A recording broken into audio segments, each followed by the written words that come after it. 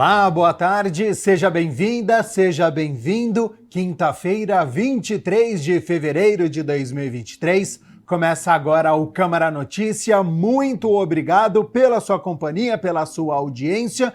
E você pode participar e enviar a sua mensagem através do número do nosso WhatsApp. 19 é o nosso DDD 978293776. Ou você tem a opção de enviar uma mensagem através do nosso QR Code. Com a câmera do seu celular apontada para o QR Code, já aparece uma mensagem no seu celular. O WhatsApp da TV Câmara Campinas. Você aperta e envia a sua mensagem. Confira a partir de agora os destaques de hoje. Vereadora Débora Palermo cria frente parlamentar sobre políticas públicas da criança. Projeto de lei do vereador Nelson Osseri propõe políticas de incentivo aos veículos movidos a propulsão elétrica e híbridos. Comissão de Constituição e Legalidade da Câmara se reúne e analisa 15 projetos que estavam na pauta. E no esporte, no Campeonato Paulista da Série A2, Ponte Preta fica no empate com o Primavera no Moisés Lucarelli. E olha só, segundo dados do Centro Nacional de Monitoramento e Alertas de Desastres Naturais e do Instituto Nacional de Meteorologia, as chuvas que caíram entre o último sábado e domingo no litoral norte de São Paulo foram as maiores registradas em 24 horas na história do país. O volume que caiu em Bertioga, 683 milímetros acumulados no período, é o maior registro do sistema até o momento.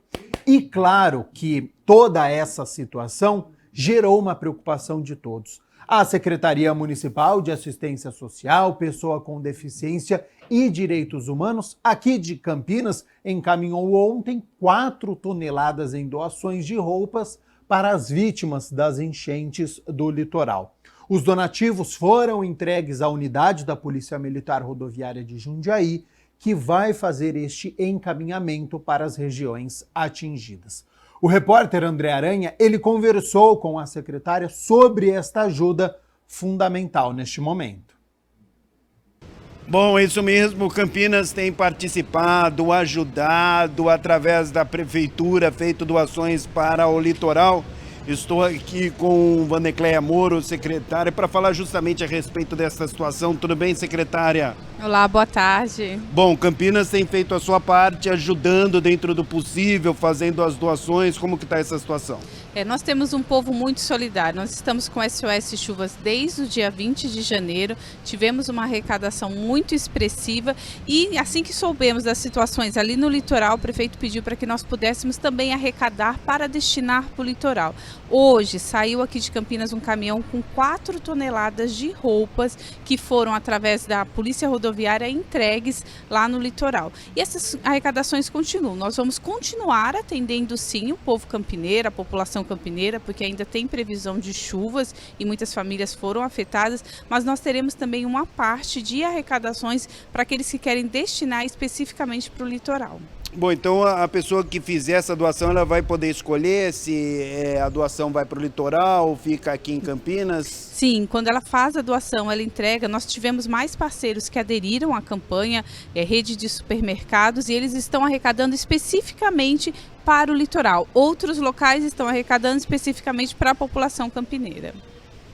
E as doações não param. Quem quiser ainda pode fazer a doação, colaborar, enfim, ajudar, principalmente nesse momento, as pessoas lá no litoral. Sim, as doações continuam. No site da Prefeitura nós temos mais de 22 postos de arrecadação. Inclusive a Câmara é um ponto de arrecadação, sempre participa das nossas campanhas. Então a população pode destinar as suas doações e com a certeza de que o que doar vai chegar a quem precisa. Bom, aqui na prefeitura fica bem em frente o Salão Vermelho, é facinho de achar, é só chegar aqui, não é, fazer a doação, é isso, secretário? Isso mesmo, e aqui é um ponto de arrecadação muito importante. Hoje mesmo a gente tirou uma caixa cheia de brinquedos que as pessoas vêm, Olha trazem. Então a população campineira está de parabéns, é uma população muito solidária que sempre adere a essas campanhas. Bom, a senhora citou aí a Câmara Municipal também como um ponto de arrecadação. Quais os outros pontos que tem aqui em Campinas? São 22 pontos. Então tem a 22 Câmara, pontos. tem a Prefeitura, nós temos postos de combustíveis, toda a rede de shoppings da cidade também tem participado, a própria FEA, que é um ponto de arrecadação. Então quem quiser saber, eu quero saber se tem um perto de casa, é só entrar no site da Prefeitura, lá tem a lista dos 22 pontos. Bom, as pessoas, não é, que fizerem a doação, ela tem algum ponto específico para ir para o litoral, por exemplo, ô, secretária? Algum determinado ponto ou não? O que vai para o litoral a gente está fazendo junto com a Polícia Rodoviária. Então a Polícia Rodoviária, em contato com o Fundo Social de São Paulo, faz chegar mais fácil. E ali eles fazem a destinação e veem naquele momento qual cidade precisa mais. Por exemplo, hoje foram 4 toneladas de roupa. Então lá mesmo o próprio gabinete de crise define para que cidade vai aquela doação. Importante que a gente diga que faz parte mesmo lá no litoral a campanha SOS Chuva, né, da prefeitura, é exatamente a mesma campanha, né, secretária? Nós temos a campanha SOS Chuva que está nessa parceria, arrecadando para levar para o litoral. Como está, independentemente dessa situação que ocorre no litoral, como que está aqui em Campinas, controlado? Nós temos, com relação ao SOS Chuva, tem sido um sucesso, porque a gente arrecadou mais de 10 toneladas de doações e nós tivemos um diferencial, que nós estamos arrecadando também móveis, eletrodomésticos, retirando para fazer a entrega. Então a gente tem ido em vários pontos da cidade que tem sofrido com as chuvas, atendendo essas famílias, não só com a SOS Chuva, que é aquela emergencial, mas encaminhamentos também, para que essas famílias possam ser acompanhadas pelos nossos CRAS, saberem quais são os seus direitos com relação a benefícios assistenciais. Enfim, é todo um programa que atende na emergência, mas também que acolhe essa família. Bom, é o número fixo 2116-0165, é isso, né, secretária? Isso, esse é o telefone fixo para quem quiser fazer a doação. E tem um número de WhatsApp, que também, se a pessoa quiser doar móveis, a gente faz a retirada na casa, com agendamento. Bom, qual o recado, então, final que você deixa para o pessoal que está acompanhando a gente, queira, logicamente, colaborar, participar? É que vocês tenham a certeza de que tudo que for doado vai chegar de fato a quem precisa. E deixar aqui registrada a nossa gratidão, o quanto o povo campineiro é solidário. Quando a gente fala 10 toneladas de doações, é muita coisa em um mês. Então, uma gratidão a todos vocês que se disponibilizaram a ajudar pessoas que vocês nem conhecem. Bom, o pessoal logicamente está perguntando para a gente encerrar a entrevista o que pode doar, secretária, roupa, enfim. Roupas, nós temos bastante roupa, mas o que mais precisa é mantimento, água, produtos de limpeza, de higiene, e tem pedido também muitas doações com relação aos animais domésticos, ração, então o pessoal tem pedido bastante. Isso é importante também, não se esquecer dos bichinhos, Sim, né? É verdade. Então quem puder também fazer doação de ração para os cachorrinhos, gatinhos, enfim, é também importante. será muito bem-vindo. Sim, com certeza. Muito obrigado mais uma vez, secretário. Eu que agradeço. Bom, é isso aí então, pessoal. Quem puder colaborar, evidentemente, aqui na prefeitura tem um posto de arrecadação, tem um ponto também na Câmara Municipal de Campinas. É extremamente importante que todo mundo possa, evidentemente, colaborar com essa situação. Aqui em Campinas, ainda bem que tudo está controlado, só que tem a situação agora do litoral aqui do estado de São Paulo, situação realmente bastante complicada, e Campinas está tentando colaborar através da prefeitura, não é? Através aí da secretaria também, não é? Que está tentando ajudar a Secretaria Municipal de Assistência Social, Pessoa com Deficiências e Direitos Humanos.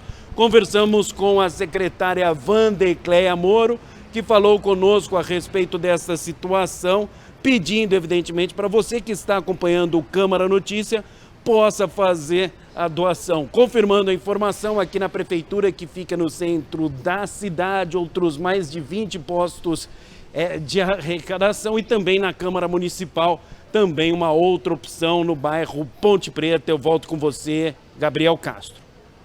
Bom, muito obrigado, André Aranha, por todas as informações. A secretária aqui de Campinas também pelo trabalho que está sendo realizado na cidade. E claro que essa tragédia causada pelas chuvas no litoral norte durante o carnaval, que deixou dezenas de mortos, centenas de feridos, foi tema dominante na reunião ordinária desta quarta-feira. O presidente da Câmara de Campinas, o vereador Luiz Rossini, registrou solidariedade às vítimas, famílias atingidas e abordou as ações que estão sendo realizadas e que precisam ser feitas. Primeiro, eu gostaria de reconhecer o espírito de solidariedade do povo campineiro. Assim que esse posto de arrecadação e a campanha SOS Chuvas foi lançado e a Câmara instalou um posto de arrecadação, a rapidez, a velocidade e a quantidade de doações que nós recebemos demonstra que o campineiro é muito solidário, está sensível, sentindo a dor daqueles que precisam. Essa campanha ajudou inicialmente as famílias de Campinas, que também foram vítimas das enchentes, e agora essa campanha continua porque nós assistimos à tragédia no litoral norte, mais de 2.500 famílias desalojadas, desabrigadas, perderam tudo, além das vítimas fatais, que já foi aqui dedicado um minuto de silêncio, a nossa solidariedade, né? Mas reconhecer pelo menos o espírito de solidariedade. Eu acho que é o papel da Câmara, também como uma entidade, uma instituição pública, se posicionar. Eu acho que quando a gente pode ajudar, a gente tem que colocar à disposição os instrumentos, as ferramentas que a gente tem. Nesse momento, é um posto de arrecadação, fazer esse apelo à cidade, à população de Campinas, que continue ajudando. E olha só, a Câmara aprovou ontem, durante a sexta reunião ordinária, a criação da Frente Parlamentar de Políticas Públicas para Crianças e Adolescentes. A proposta é da vereadora Débora Palermo, que pretende discutir o tema com vários entes da sociedade que atuam na proteção da infância e adolescência. O Ministério Público, conselhos tutelares, né, a Vara da Infância, o CREAS e essa casa, né, lembrando que a política pública para criança e adolescente é prioridade absoluta, né, na destinação de recurso, na primazia de oferecer atendimento. Então, nós não podemos deixar de fazer esse debate, trazer aqui as estatísticas que podem e as únicas que fazem gerar políticas públicas, né? Então, trazer números, ouvir os diversos setores, aquilo que falta para nossas crianças e adolescentes, para que a gente possa fazer essa casa fazer valer o direito da criança e do adolescente. Então, a educação, a assistência, a saúde, todos serão chamados juntamente com a rede de proteção para debater essas políticas públicas e as políticas públicas que atendam aquilo que as nossas crianças precisam. E entre as moções que estavam na pauta desta quarta-feira, a Câmara aprovou uma de autoria do vereador Rodrigo da Farmadique, que apela ao governador do estado de São Paulo, o Tarcísio de Freitas, e ao secretário estadual de Segurança Pública para que o 9º Distrito Policial aqui de Campinas volte a funcionar 24 horas por dia. O parlamentar justificou a iniciativa. O 9º Distrito Policial é um equipamento público de segurança muito importante para a nossa cidade, porque atende a região do Distrito do Ouro Verde e outras áreas também próximas ao distrito, como o distrito aquela região do Campo Belo. Então, toda essa área de abrangência é de responsabilidade de investigação do 9º Distrito Policial. Nós tivemos por muitos anos o funcionamento do 9º Distrito de forma 24 horas, o atendimento, e era muito importante para a cidade, até pela sensação de segurança, para você ter também o atendimento emergencial, né? Para você fazer um registro de uma ocorrência ou até buscar um socorro próximo de uma autoridade policial. E da pandemia, desde o decreto de pandemia do governador Dória até então, esse equipamento, esse distrito, ele passou a ter o funcionamento apenas no período diurno, até às 18 horas. Nós temos encontrado dificuldade para fazer esse registro, porque a população de toda aquela região tem que buscar, muitas vezes, a delegacia seccional para poder fazer o registro de alguma ocorrência ou até mesmo se socorrer em um atendimento policial. Por isso nós encaminhamos agora uma moção ao governador Tarcísio, porque ele assumiu o mandato agora, inclusive ele está tomando ciência da situação de segurança do Estado. Nós já havíamos encaminhado para o Dória, depois para o governador Rodrigo Garcia e agora para o Tarcísio para que ele tome providências e reative novamente o funcionamento 24 horas do nono distrito policial.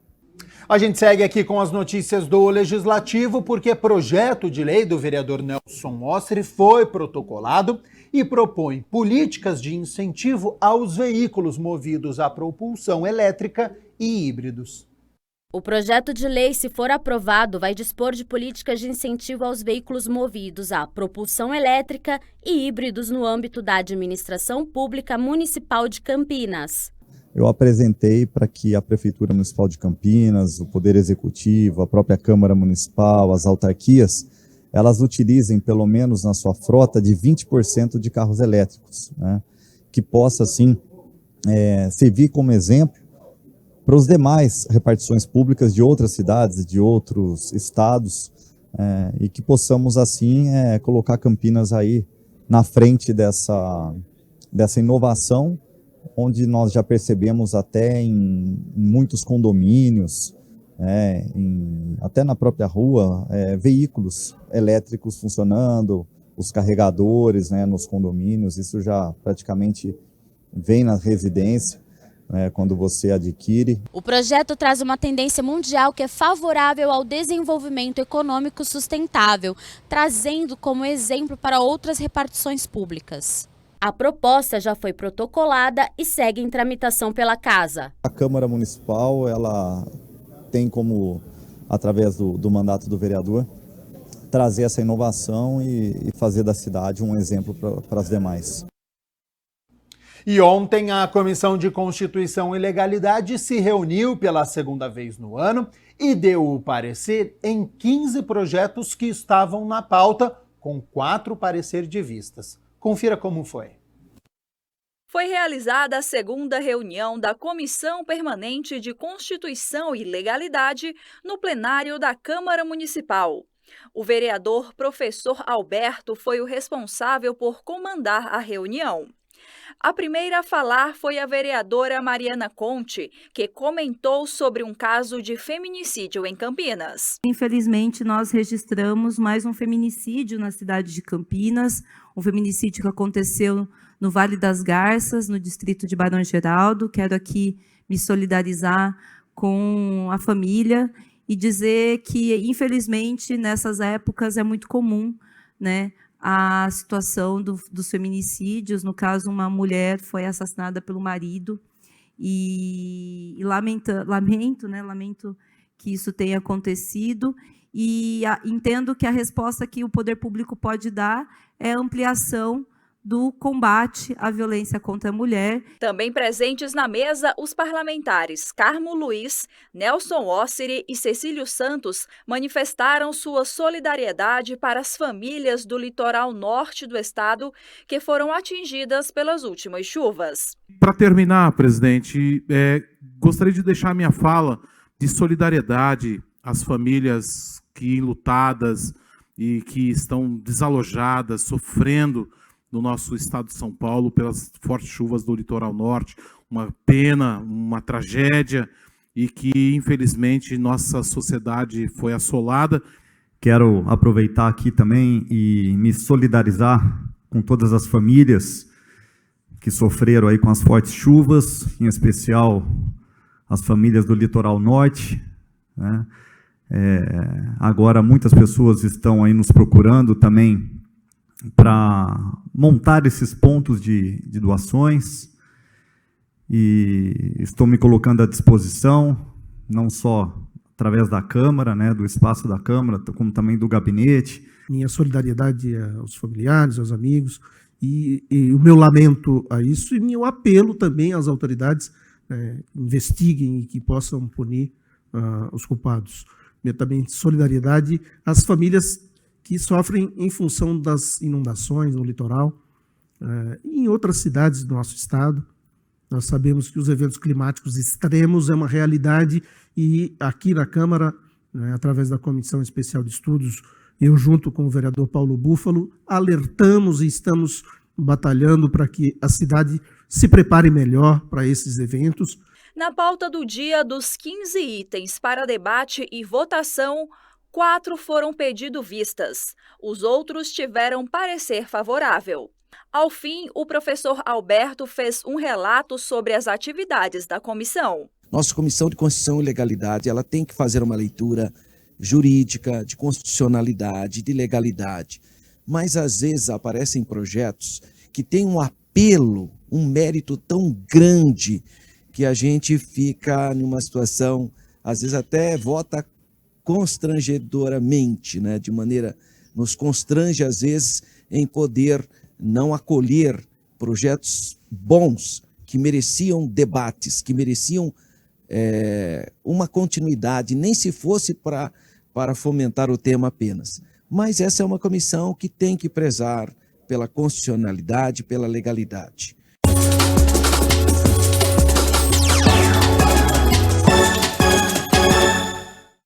Ontem foi dia de Campeonato Paulista da Série A2. A Ponte Preta recebeu o Primavera no estádio Moisés Lucarelli. Mas podemos chamar esta partida do confronto entre o atacante Pablo Diego da Ponte Preta e o goleiro André Luiz do Primavera. A Ponte Preta começou pressionando o Primavera e após cruzamento de Everton, Pablo Diego cabeceou no cantinho e o goleirão André Luiz foi buscar para evitar o primeiro. Aos 25 minutos, Pablo Diego escapou da marcação e bateu firme. E novamente o goleiro André Luiz espalmou. A bola ainda bateu na trave e saiu. Aos 43 minutos, adivinha? Novo duelo, cruzamento da direita e Pablo Diego finalizou a queima-roupa dentro da área e no puro reflexo André Luiz tirou com os pés. Defesaça. Só que no segundo tempo o duelo ganhou um novo capítulo. Logo aos 5 minutos, Elvis tocou para Pablo Diego. E da intermediária, agora ele bateu cruzado no ângulo esquerdo de André Luiz, que desta vez não alcançou. Belo gol e placar aberto, 1-0 Ponte. Aos 16 minutos, cruzamento na área e Arthur mandou de cabeça por cima. Aos 17 minutos, o Primavera chegou em contra-ataque. Bruno Santos saiu nas costas da zaga pontepretana e finalizou. Kaique França se esticou todo. A bola ainda bateu no travessão e ficou para a zaga pontepretana. Até que aos 28 minutos, Reginaldo saiu nas costas de Thiago Oliveira. O zagueiro pontepretano tinha acabado de entrar na partida e atropelou o atacante do Primavera dentro da área. Pênalti que Bruno Santos não desperdiçou, bola no cantinho e tudo igual. No Moisés Lucarelli, Ponte Preta 1, Primavera também 1.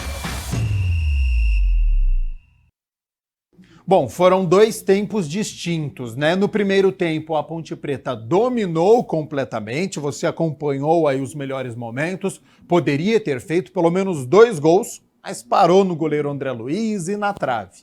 Na etapa final, a Macaca até saiu na frente, mas depois recuou muito, né? Sofreu gol de empate e quando o técnico Hélio dos Anjos já tinha feito as 5 alterações, o meia Elvis lesionou e aí nos minutos finais a Ponte ficou com um jogador a menos.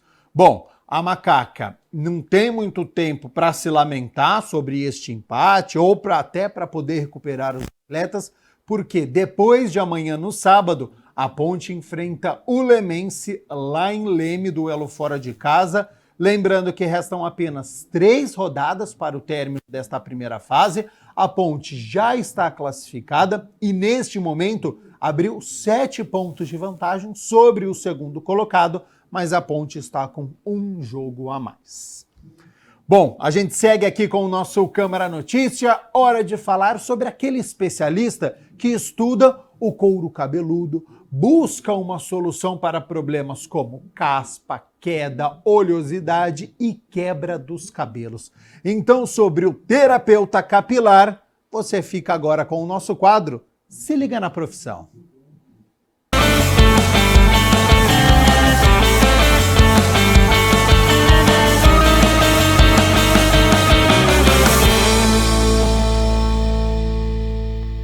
Bom, é o quadro Se Liga na Profissão e olha só que bacana, hoje a gente vai falar sobre terapeuta capilar. Então, se liga aí, bora! É isso aí, a terapeuta capilar analisa e avalia os fios e o couro cabeludo das pessoas. Com isso, consegue detectar problemas e avançar com soluções de tratamento para os mesmos. E podem abordar problemas, como por exemplo a caspa, a oleosidade, a quebra e a queda de cabelo. Bom, e pra gente entender um pouco mais sobre essa profissão, tô aqui com a Valquíria. Tudo bem, Valquíria? Tudo bem. Bom, pra gente entender como funciona a prática no dia a dia, primeiramente, há quanto tempo você trabalha nessa área? Eu sou formada terapeuta capilar desde 2018. 2018? Isso. Então já faz aí uns 5 anos. Exatamente. Que é uma linha que vem crescendo muito no mercado da beleza. Vem ganhando espaço. Isso. Eu sou formada pela ABT, Academia Brasileira de Tricologia, que é fundada pelo Celso Martins Júnior. É uma linha que vem trabalhando a saúde do couro cabeludo e da haste capilar. Porque nós, cabeleireiros, muito tempo atrás, a gente analisava os cabelos, fazia cabelo olhando o de fora para dentro. Hoje mudou. Agora não, a gente olha de dentro para fora. Tanto que hoje eu curso terapia integrativa, que é para entender sobre hormônio, entender sobre as doenças psicossomáticas, as doenças genéticas. Então a gente trabalha tudo em cima disso. Uhum. Bom, então é isso que você falou, é super interessante. Hoje você vê de dentro para fora, né? Exatamente. E o que, por exemplo, com qual finalidade, com qual objetivo para detectar de repente um probleminha, não é? Como que funciona essa questão, Valquíria? Tem vários fatores. Tá. Tem doenças hormonais que provocam a queda de cabelo. Por exemplo, uma doença de tireoide vai derrubar o cabelo da mulher e muitas vezes ela nem sabe o que está acontecendo. Uhum. Então, o que a gente faz? A pessoa vem até a gente, eu tenho o tricoscópio, eu quero fazer uma ultrassom capilar, avaliando o couro cabeludo e o fio. Além disso, eu peço para ela procurar um médico para poder fazer vários tipos de exames para a gente ver o que está acontecendo e também um dermato tricologista para poder fazer uma avaliação bem mais profunda. Como é o mercado dessa profissão? É um mercado que vem crescendo bastante, é um mercado extremamente fundamental, porque não basta você chegar e falar, olha, por exemplo, eu quero fazer mechas no meu cabelo. Aqui a gente vai avaliar a fibra capilar, vai Olha avaliar o couro cabeludo do cliente. Não é tão simples assim, Não. né? Então é preciso passar por uma avaliação. Exatamente. E além dessa avaliação, eu faço a tricoscopia. A gente, muitas vezes, tem muito cliente que chega aqui, não, mas eu tenho uma coceirinha aqui. E quando você vai ver, já é uma falha. Olha só. E aí a gente, muitas vezes, Eu tenho uma falha aqui no meu cabelo. A gente vai avaliar. E muitas vezes é uma alopecia androgenética, uma areata, uma psoríase, uma dermatite seborreica, e a pessoa nem imagina que isso está acontecendo.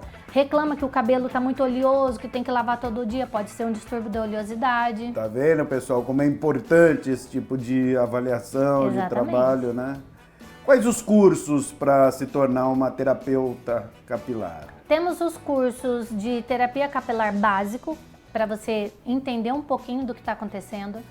Temos o avançado e tricologia. E no caso, terapia integrativa, que envolve um todo da saúde, não só capilar, mas também no modo geral, mas que eu decidi fazer mais para me aprofundar mesmo em hormônios, para ver como que está acontecendo, psicossomatia também, né? Para ver aonde que tem o problema. Então a gente faz desde os cursos básicos de entendimento a cabeleireiro E depois de cabeleireiro, você entra na formação básica de terapia capilar. Quais os principais desafios da profissão, né, da rotina, do dia a dia? Entender o cliente. Olha aí, é isso aí. Porque muitos deles chegam aqui achando que é uma simples queda, que é assim mesmo, que não está acontecendo faz nada. parte, tudo eu tomei um remédio. Um simples remédio que não é tão simples para o rim, por exemplo, vai derrubar o cabelo. O nosso tão odioso Covid que teve esses tempos atrás, ainda está tendo, derrubou muito cabelo e ainda está derrubando muito cabelo e gerando outros tipos de alergia e doença.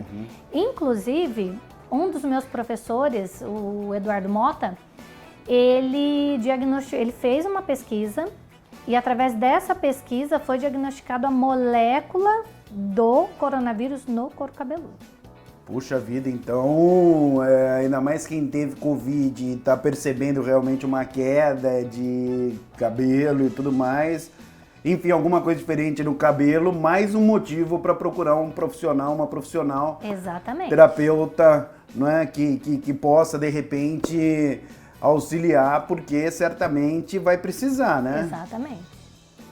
Bom, o pessoal que está em casa, que gostaria de se tornar um terapeuta capilar, uma terapeuta capilar, e está olhando, olha só, não é, a Valquíria falando, me interessei, gostei, quero seguir essa área.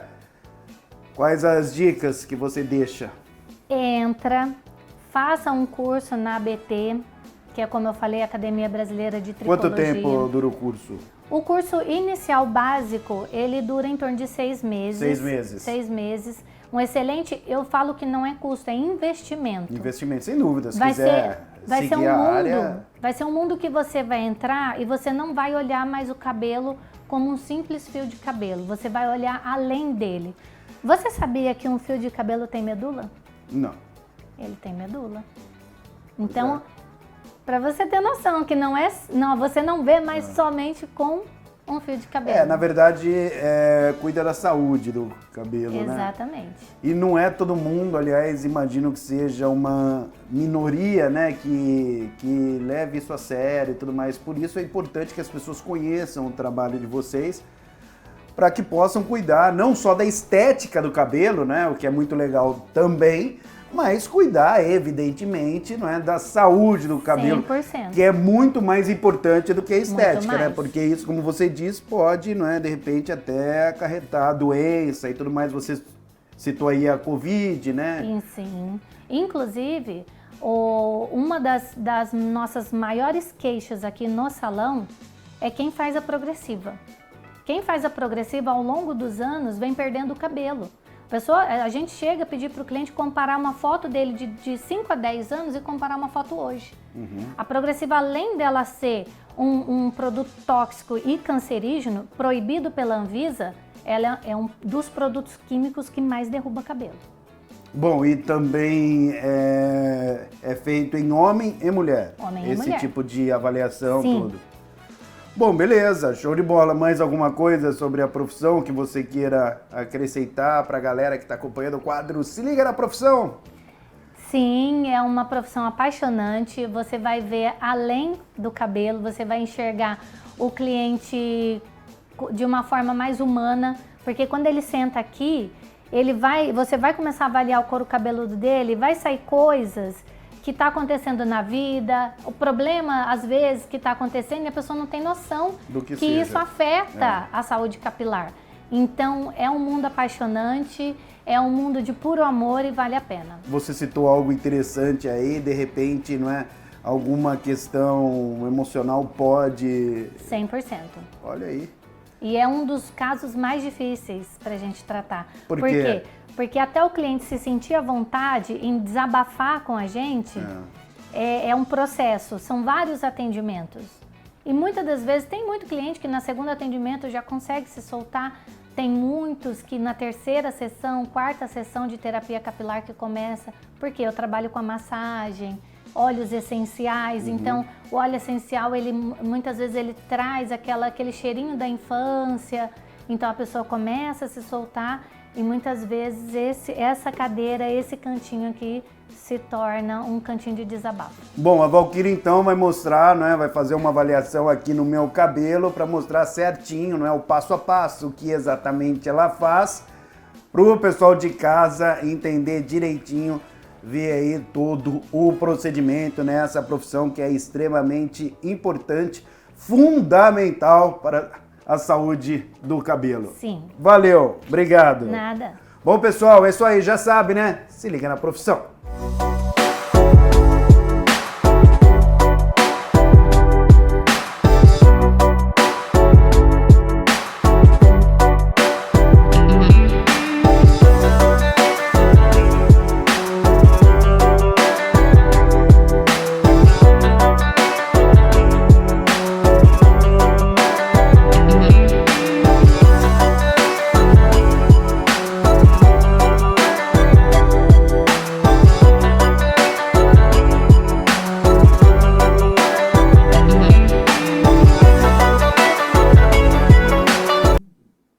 E olha só, quem tem filho em casa sempre está preocupado com a saúde dos pequenos, até porque é só mudar o tempo que já aparecem as gripes, os resfriados, as dores de garganta, enfim, doença é o que não falta, né? E o que não falta também são os remédios que prometem aumentar a imunidade. Mas será que eles funcionam? O que fazer para evitar doenças? Você vai descobrir agora no nosso quadro de saúde.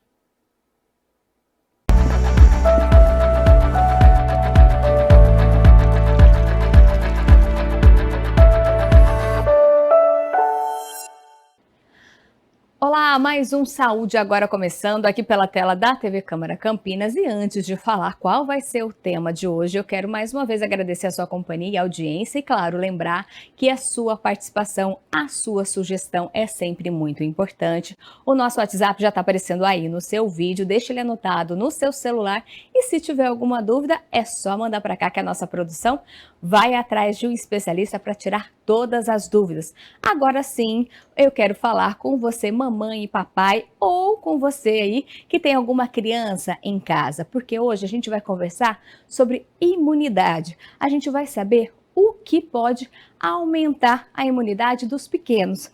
Quem vai ajudar com isso, olha só, é ele que está aqui na tela comigo, eu já vou apresentar, é o Bruno Paes Barreto. Ele é coordenador do Departamento Científico de Alergia na Infância e na Adolescência da Associação Brasileira de Alergia e fez questão de participar do Saúde Agora de hoje, falando sobre esse tema tão importante que muita gente tem dúvida, né? Então, antes de mais nada, Bruno, muito obrigada, viu, por participar aqui e tirar todas as nossas dúvidas. Obrigado, Eviane, é um prazer. Bruno, antes de mais nada, explica pra gente imunidade. A gente sempre fala, né? Eu quero aumentar a imunidade da minha criança. A imunidade caiu. Mas o que é a imunidade?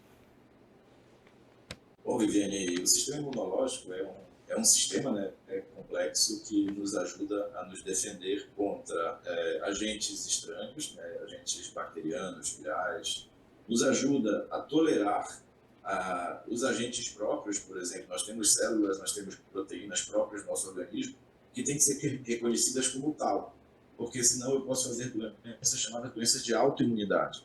Então, isso também é um papel do sistema imunológico, né? Então, qualquer desbalanço que aconteça com o sistema imunológico, eu posso ter problemas de deficiência imunológica, como, por exemplo, falhas na defesa contra bactérias, contra vírus, né? Eu posso ter desbalanço do sistema imunológico que leve a doenças de autoimunidade, porque eu vou começar a me autoagredir.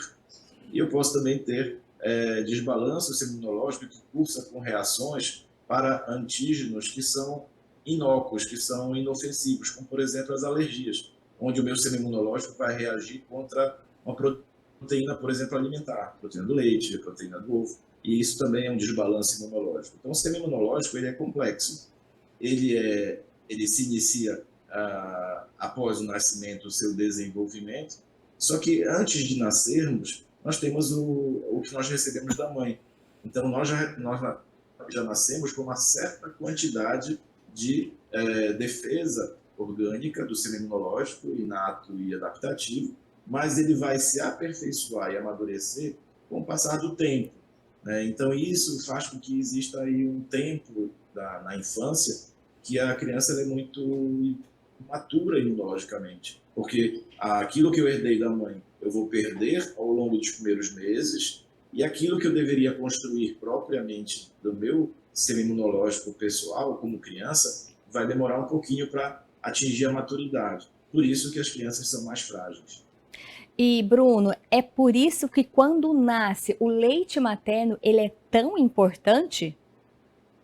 Sim, é o nosso alimento fundamental, né? A gente, como pediatra que eu sou, né, não nos furta dizer que nós somos obrigados a recomendar o leitamento materno exclusivo por pelo menos 6 meses, é o que recomenda a Sociedade Brasileira de Pediatria, que deve ser prolongado até o 2º ano de vida já e não exclusivamente, porque ele tem tudo o que é preciso para que eu possa ter uma imunidade adequada. Ele vai me fornecer citocinas, que são proteínas de defesa, vai me fornecer anticorpos maternos que vão passar por esse leite materno, que vão me ajudar a me proteger, vai me proteger peptídeos antibacterianos, vai me proteger através de vitaminas, minerais, água, tudo de bom que eu preciso está no leite materno. E para a imunidade não é diferente.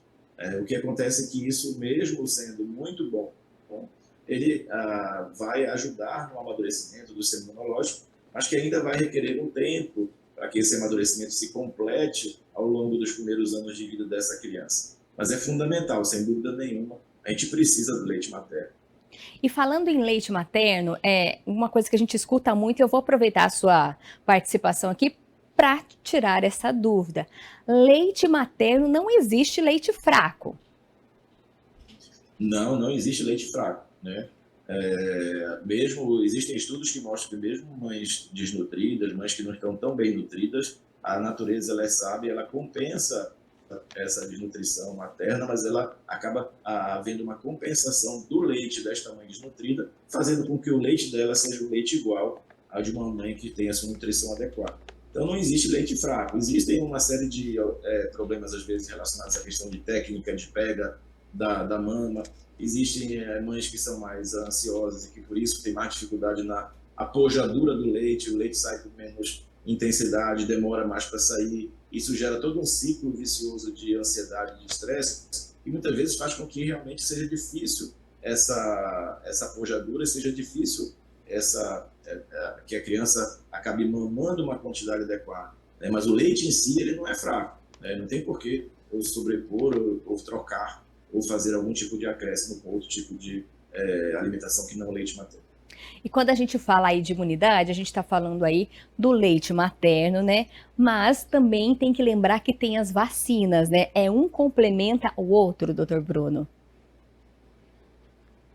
Sim, Viviane, porque você tem que lembrar que assim, o sistema imunológico ele precisa ser apresentado para aquilo que a gente vai fazer uma resposta imunológica. Então, como é que eu vou fazer uma resposta imunológica se eu não for apresentado para algumas coisas? Então, por exemplo, pelo leite materno passam alguns tipos de micro-organismos, passam alguns tipos de bactérias, bactérias do bem, ou que geralmente vão fazer com que a gente seja apresentado para elas, para que comece a gerar uma resposta imunológica. Assim funciona as vacinas, que são chamadas de imunizações. As imunizações, elas geralmente são a apresentação de um tipo de antígeno. Por exemplo, eu vou fazer uma vacina para poliomielite. O que vai ser essa vacina? Eu vou apresentar para o sistema imunológico da criança o próprio vírus da poliomielite. Só que, obviamente, que esse vírus vai estar ou morto ou vai estar inativado, porque seria perigoso eu dar o vírus na sua forma viva, na sua forma selvagem. Então, eu vou apresentar para o sistema imunológico esse vírus que está numa forma inativa, e a partir daí o meu sistema imunológico vai gerar uma resposta imunológica com produção de anticorpos contra aquele antígeno que está sendo apresentado. Então, com isso, eu vou montando o meu repertório de imunológico de anticorpos através das vacinas que vão sendo apresentadas para mim. Por isso que o nosso calendário de imunização, que é o Programa Nacional de Imunização, o PNI, do governo federal, ele é tão importante, ele é tão recomendado como sendo um dos marcos da saúde pública do Brasil há muito tempo. né? E por isso a gente, como pediatra e imunologista, fica tão triste de ver questionamentos sobre as vacinas. E, Bruno, pegando esse gancho aí das vacinas, né? Vale lembrar das reações, né? Porque as mães ficam com aquele medo, né? A reação da vacina. Explica pra gente, né? O porquê, então, que a criança pode vir a ter essa reação. E não é preciso ter medo, é uma coisa normal? Sim, Viviane, pegando o gancho do que eu falei anteriormente, imagina que eu estou sendo apresentado para um tipo de antígeno. Ele não está vivo, mas ele pode estar atenuado. Então, ele vai gerar uma resposta imunológica. É como se eu estivesse fazendo uma pequena, não a doença, mas eu estou fazendo uma pequena reação orgânica, porque eu vou estar produzindo anticorpos, vou estar produzindo citocinas, e isso gera um certo mal-estar para a maioria das vacinas. Eu tenho uma certa reação normal, que a gente chama de reação esperada das vacinas. É claro que existem, em quantidade muito pequena, reações inesperadas, né, que aí eu estaria diante de pessoas que podem fazer, eventualmente, muito raramente, reações que não estão dentro do contexto. Por exemplo, existem crianças que são extremamente alérgicas à proteína do ovo. Estou falando de uma exceção aqui, não da regra. E existem algumas vacinas que podem conter, que foram cultivadas em embrião de galinha. E aí eles podem conter traços dessa proteína do ovo. Então, para essa criança especificamente, que é muito, muito, muito alérgica, que é uma exceção, o contato com essa vacina poderia dar uma resposta alérgica diferente de uma resposta esperada, que é aquela resposta da febre, do mal-estar, que é uma coisa esperada para a maioria das vacinas. Então, eu tenho efeitos colaterais das vacinas que são esperados e eu tenho algumas reações adversas não esperadas, mas que são raras. E as pessoas confundem, né? E acham que qualquer tipo de resposta, uma simples febrezinha, uma febre baixa, uma simples dor de cabeça, às vezes é um tipo de alergia, o que não é um efeito colateral da vacina, e que é uma coisa bastante esperada que você pode compensar com o uso de um antitérmico, um analgésico. Isso a criança consegue superar com tranquilidade esse processo. E como o senhor disse também anteriormente, existe um calendário vacinal, né? É preciso seguir à risca, né? Não ficar deixando vacina atrasar.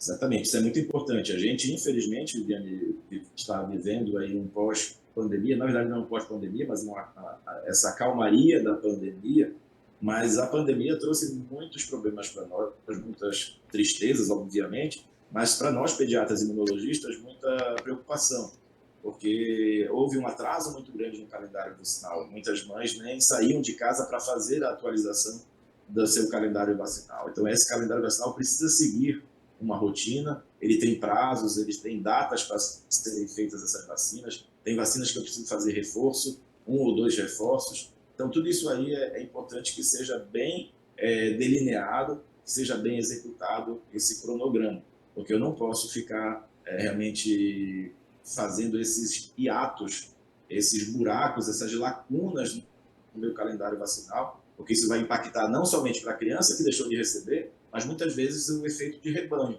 que muitas vacinas podem provocar um efeito, ou seja, benéfico, de uma criança ir contaminando positivamente a outra criança que a cerca, e isso fazer um efeito de rebanho importante.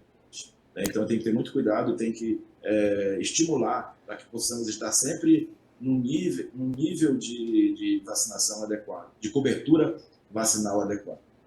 Doutor, tá aí, né? A gente mantém, então, a vacina em dia, a criança foi amamentada aí com o leite materno, mas ainda tem mãe e pai pegando um exemplo aí que tem esse excesso de zelo.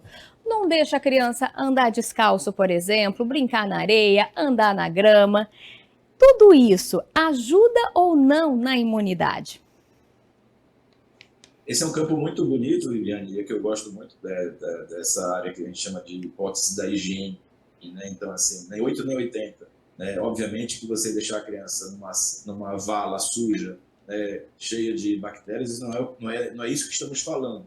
Mas você também criar a criança isolada dentro de casa, ao menor contato com o chão, já vai lá, passa álcool em gel, ferve a chupeta toda hora, isso também é um exagero desnecessário e perigoso, porque eu preciso ter o contato com antígenos, como eu falei para vocês desde o início, antígenos do bem, né? Bactérias que são chamadas bactérias do bem, para que eu possa ser apresentada para esses micro-organismos, para que meu sistema imunológico funcione adequadamente. Então, existem estudos que mostram que crianças que vivem em ambientes externos, crianças que são criadas em fazenda, que têm contato com a natureza, têm uma imunidade melhor do que crianças que são criadas em ambiente de cidade, entre quatro paredes. Então, a pandemia, ela trouxe, além disso, mais um problema para a gente, que foi o isolamento social. Essas crianças não saíam de casa, né? E isso não estou dizendo que esteja errado, para mim era um momento que precisava acontecer esse isolamento,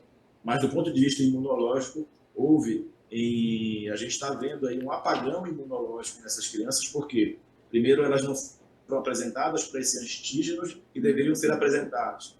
Segundo, elas tiveram falhas vacinais, né? Então, isso tudo gerou aí uma preguiça do sistema imunológico, que nós estamos vendo agora, que essas crianças estão saindo de casa, uma pandemia de outras viroses, porque essas crianças estão com o sistema imunológico fragilizado e elas estão adoecendo muito, não agora de Covid, mas das outras doenças que estavam todas esperando aí para atacar as nossas crianças aí desprotegidas.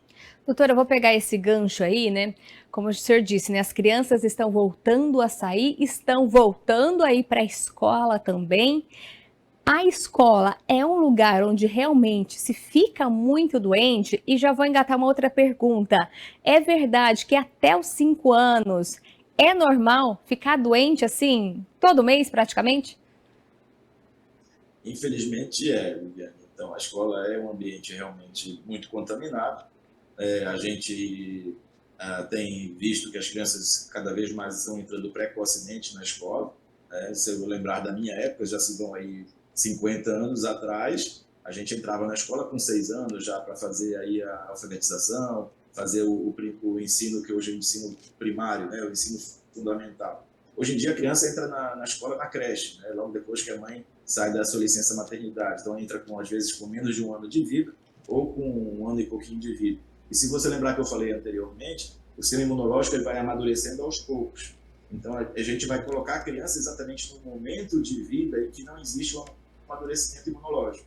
E ela vai ser apresentada para essas bactérias e para esses vírus e ela vai responder através de doença, ou seja, ela vai pegar uma infecção viral, vai desenvolver a infecção viral, essa infecção viral vai fazer com que ela crie anticorpos, mas ela vai adoecer.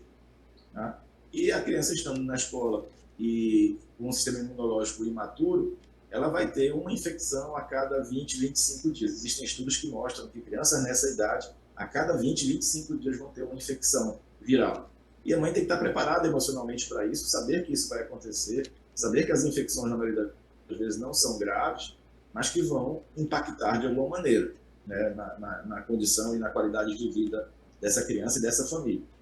E isso pode gerar um problema para a criança, doutor, ou até para o futuro dela, ela ficar tão doente nessa fase da vida?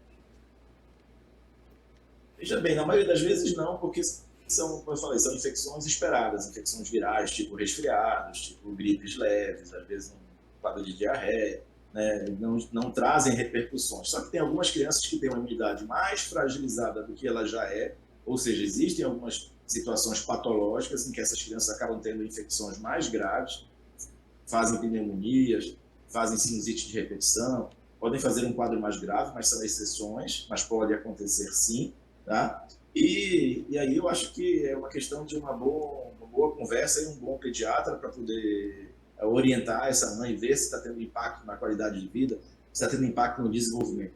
A gente, como pediatra, tem marcos do desenvolvimento que tem que ser atingidos. Então, se essa criança está crescendo, está desenvolvendo ponderal, peso, estatura, a parte cognitiva, neurodesenvolvimento, está tudo adequado, embora ela esteja adoecendo, não está impactando nesse crescimento da criança. Agora, se está tendo algum tipo de déficit no crescimento, a gente precisa reavaliar a necessidade dessa criança estar na escola. Eu mesmo já indiquei saída de escola para muitas crianças, porque o prejuízo estava sendo muito maior do que o benefício.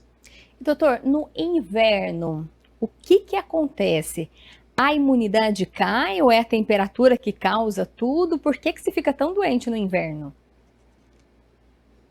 Não existe uma relação direta com a imunidade. A imunidade continua do mesmo jeito, quer seja boa, quer seja ruim, no inverno. O que acontece é que no inverno a gente tem aí um combo.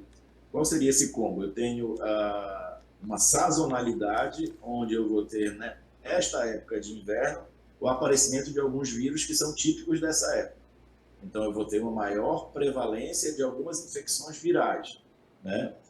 Qual que seria o outro combo? No inverno, a gente vai ficar muito indoor, ou seja, dentro de casa. Por quê? Porque está frio, eu vou sair menos de casa, né? Ou eu vou ficar em casa, ou eu vou ficar nos ambientes confinados, por exemplo, na escola, ou eu vou para o shopping, e aí vai ser um ambiente também confinado, um ambiente que vai ter mais gente, ou seja, eu vou deixar de estar no parque, na piscina, na praia, na fazenda, porque é uma época do ano onde o clima não nos ajuda. Então eu tenho aí essa questão propriamente dita de uma maior quantidade de aglomeração associada a uma sazonalidade dos vírus que acontecem nesta época do ano. Doutor, para a gente encerrar aqui o Saúde Agora, a gente vê muito, principalmente vai em farmácia, né? Tem lá os remedinhos que dizem que ajudam na imunidade. Realmente existe remédio que ajuda da imunidade, que você vai lá dar umas gotinhas para a criança, a imunidade vai aumentar ou não? Isso não existe, é a alimentação, é a vacina em dia, é brincar no parquinho, isso que vai ajudar? Principalmente isso, Lilian. Então, assim, o que você falou está perfeito. O que é que vai ajudar? Leite materno, alimentação saudável, imunização em dia, vida saudável, sem estresse, porque a gente sabe que isso é o que é mais importante. Agora, existem coisas que podem nos potencializar um pouco, melhorar um pouco a questão do sistema imunológico, mas não são nenhum tipo de medicações ou de produtos que sejam realmente milagrosos, porque ninguém faz esse milagre de acelerar muito ou de dar um ganho exponencial ao sistema imunológico, a não ser a própria natureza do próprio tempo. Tá? Mas existem sim, assim, vitamina C, vitamina D, tem uma participação boa na imunidade, mas isso pode ser também complementado com a alimentação. Quer dizer, se eu tenho uma boa alimentação, eu preciso de vitamina C e vitamina D? Não preciso. Mas se a minha alimentação não é adequada, eu posso suplementar, né, com a vitamina C, com a vitamina D, com zinco, eu posso suplementar. Probióticos são bactérias do bem também, que ajudam no sistema imunológico, também são coisas que podem me ajudar, são coisas interessantes. Mas nada vai fazer um milagre como as mães gostariam que fizesse, né? De uma hora para outra, essa criança deixar de adoecer. Tá aí, então, um recado do Bruno Paes Barreto, ele é pediatra e também coordenador do Departamento Científico de Alergia na Infância e na Adolescência da Associação Brasileira de Alergia. Doutor Bruno, mais uma vez, muito obrigada por participar aqui do Saúde Agora. Tenha certeza que foi uma participação aí muito rica de informação, ajudou muita mãe e pai que está assistindo a gente nesse momento. Obrigada. Muito obrigado, Viviane. É um prazer e pode contar comigo outras vezes. Com certeza a gente vai chamar, viu, doutor Bruno? A você de casa também, muito obrigada pela companhia e audiência. A gente se vê no próximo Saúde Agora. Tchau!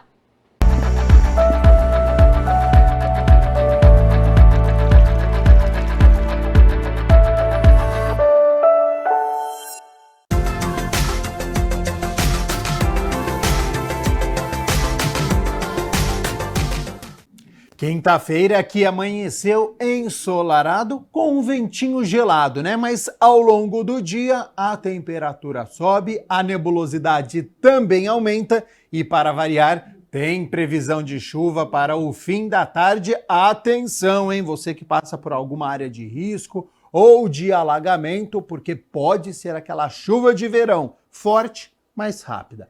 Para amanhã, sexta-feira, o tempo não muda, a frente fria segue passando aqui pela cidade de Campinas e com isso a nebulosidade fica aqui na região, podendo trazer mais chuva. Sobre as temperaturas, olha só, mínima de 20 graus, ao longo do dia essa temperatura sobe, podendo chegar aos 28 graus aqui na cidade de Campinas.